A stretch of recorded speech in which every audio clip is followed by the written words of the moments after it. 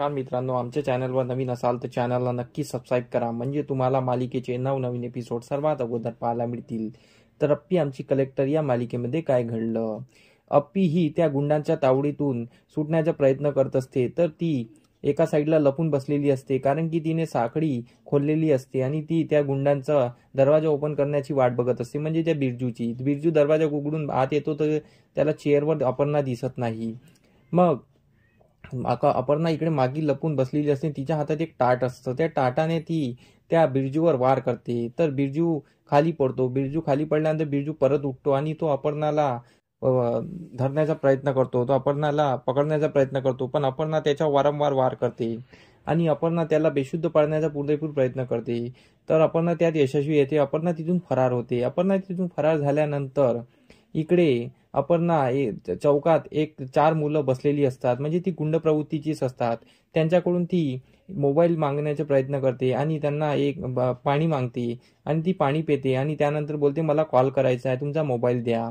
तर ते तिच्याकडे हसत असतात आणि जसं तिच्याकडे दुसऱ्या नजरेने बघत असतात आणि ते हसत हसत अपर्णाजवळ येत असतात.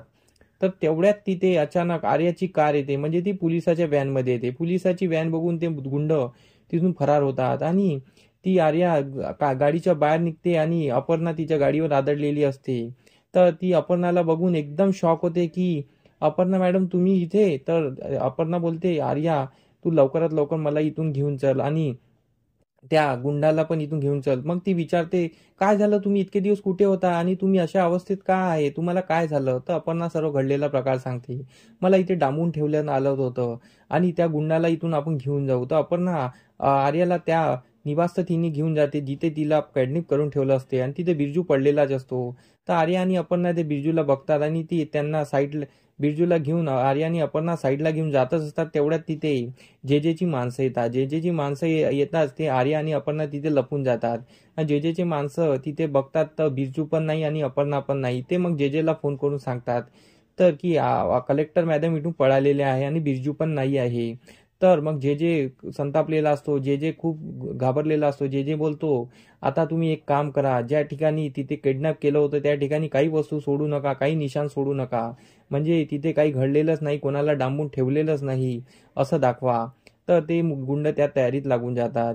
इकडे जेजेने बाकी गुंडांना त्या दीपाच्या भावाकडे पाठवलेलं असतं, कारण की दीपाकडून जे फाईल घ्यायची असते तर तिच्या भावांना कोंडून ठेवलं पाहिजे असं त्याला वाटत असतं, म्हणून तो गुंडांना तिच्या भावाकडे पाठवत असतो. इकडे दीपा खूप घाबरली असते. दीपाने का ऑफिसमध्ये त्या अर्जुन समोर त्या जेजेच्या फाईलीवर सही केलेली असते, पण ती कोणाला सांगत नाही, म्हणून त्यामुळे ती खूप घाबरून गेलेली असते. ती तिच्या भावाला पण फोन करून सांगते की दादा, मी खूप मोठी चुकी केलेली आहे, मी त्या जेजेच्या फाईलीवर साईन केलेली आहे. तर तो तिचा भाऊ राजा तो खूप खुश होतो. त्याला वाटते की आता काम झालं आपलं.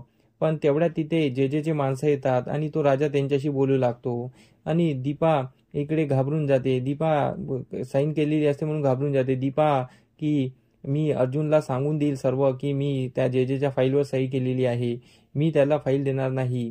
तर तेवढा जेजेचा फोन येतो आणि बोलतो की मी तुझ्या भावंडांना किडनॅप केलेला आहे, तुझ्या भावंडांना किडनॅप केलेलं आहे, आता तू ती फाईल घेऊन तू स्वतः यायचं. तर दीपा बोलते, मी फाईल घेऊन येणार नाही, तू तुझ्या गुंडांना पाठव. तर दीपा आपल्या याच्यावर अडीग असते आणि तो बोलतो की घे तुझ्या भावाशी बोल. तर तिचा भाऊ राजा बोलतो, विनवण्या करतो की दीपा तू फाईल घेऊन ये, नाही तर हे आम्हाला सोडणार नाही. तर दीपा घाबरून जाते आणि रडत बसलेली असते.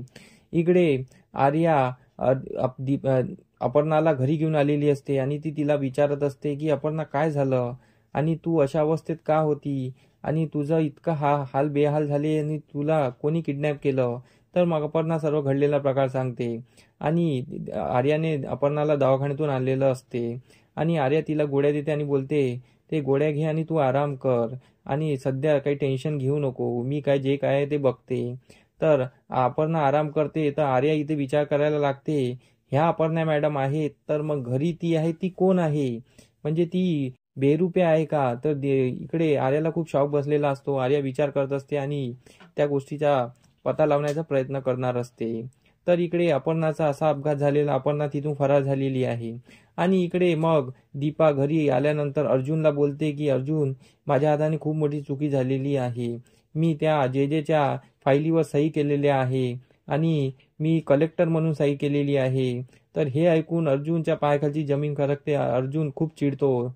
आता समोरील भागात आपल्याला हे पाहणं रंजक ठरणार आहे की जेजेच्या फाईलीवर ही दीपाने साईन केलेली आहे, पण ती फाईल जेजेपर्यंत पोहोचणार का, की अर्जुन त्या मधात येणार आणि इकडे अपर्णा अर्जुनपर्यंत पोहोचणार का, हे आपल्याला समोरील भागात कळणारच आहे. जेजेचा विनाश होणार का, हे बी कळणार आहे. तर आमचा एपिसोड कसा वाटला आम्हाला कमेंट करून नक्की सांगा. धन्यवाद.